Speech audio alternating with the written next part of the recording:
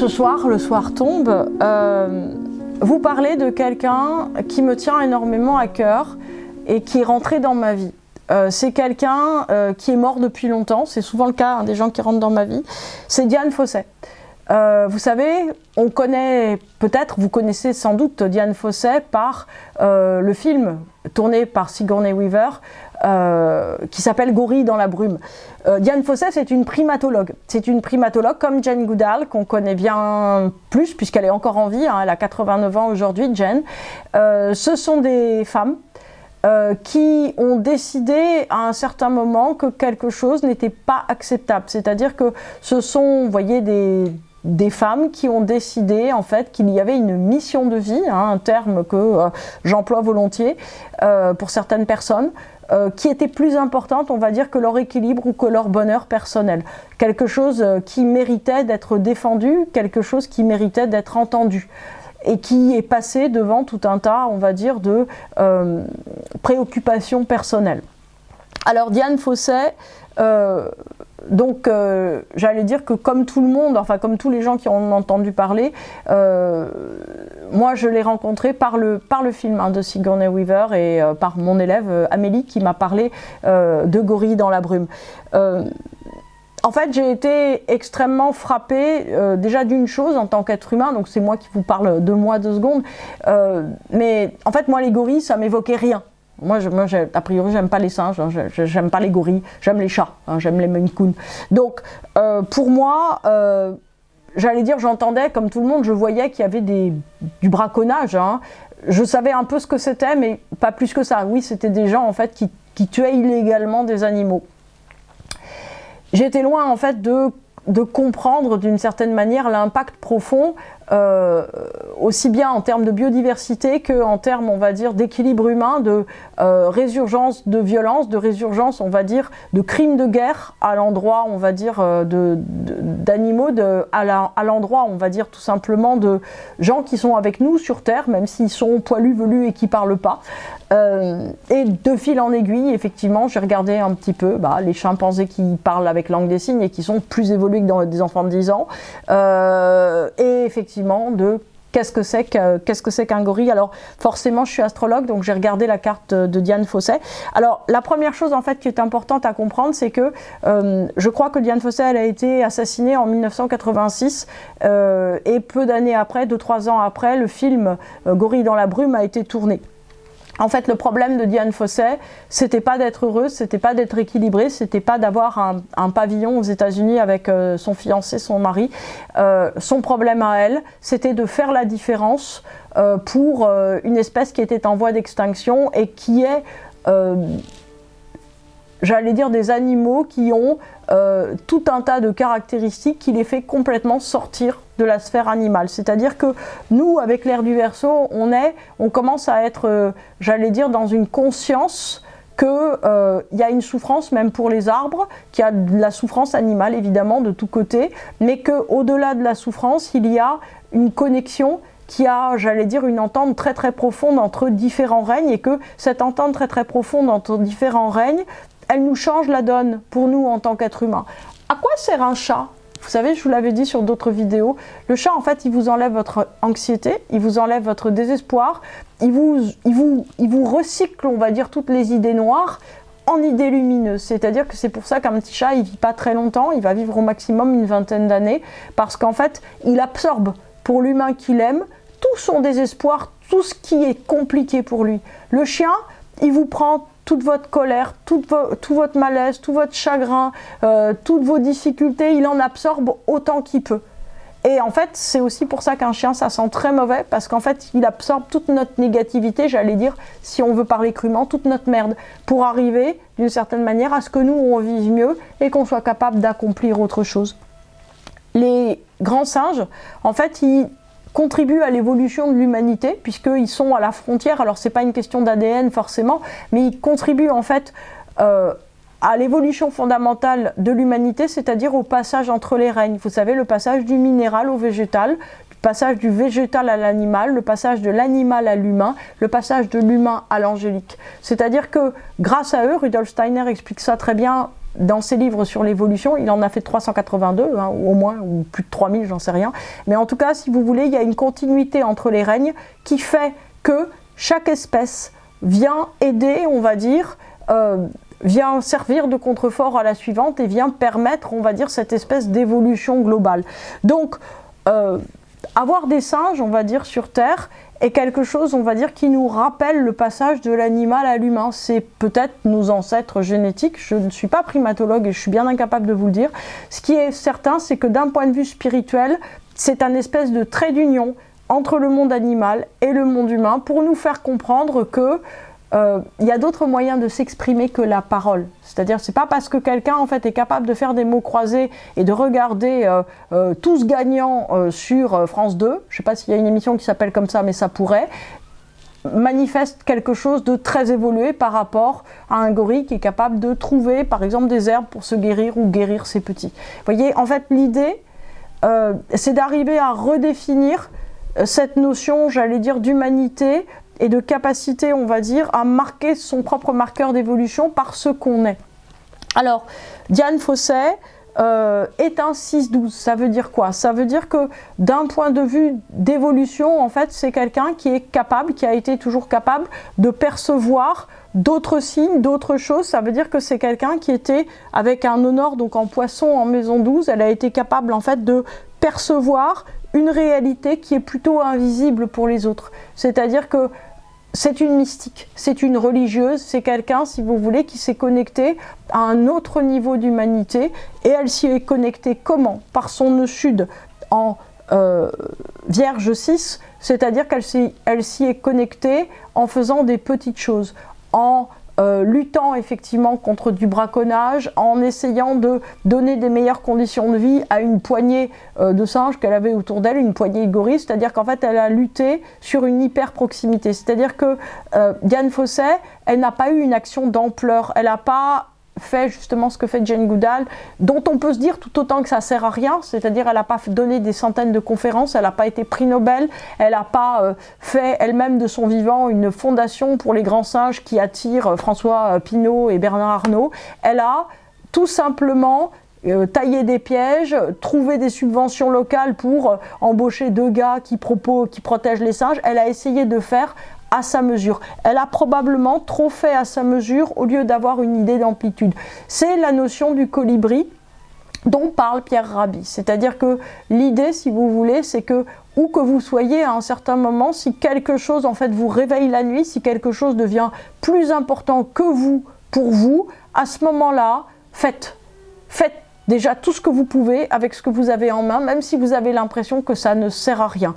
La question, si vous voulez, c'est que Dian Fossey, si on prend cette personnalité, c'est une saturnienne, elle a un soleil en Capricorne qui est exactement joint à son Saturne, donc c'est quelqu'un qui est une volontaire, une indépendante, une femme de tête, quelqu'un qui ne se laisse détourner par rien, quelqu'un qui ne se laisse pas non plus beaucoup ni influencer ni conseiller, c'est quelqu'un qui, au fond, aurait voulu rétablir une justice par elle-même. C'est quelqu'un qui est tout le temps dans l'action, elle a un Mars qui est conjoint à son Saturne et à son Soleil, c'est quelqu'un qui a voulu faire la différence par son action et aussi par une idée de justice, c'est-à-dire qu'elle s'est dit c'est impossible en fait que des gens qui soient complètement vulnérables, en l'occurrence les gens c'est les gorilles, des gens qui soient complètement vulnérables ne soient pas plus protégés, ne soient pas pris en charge par l'humanité, c'est-à-dire que c'est incroyable que dans notre niveau d'humanité, dans notre niveau de déploiement, on était peu de temps après la Seconde Guerre mondiale, on soit encore à massacrer des êtres complètement innocents.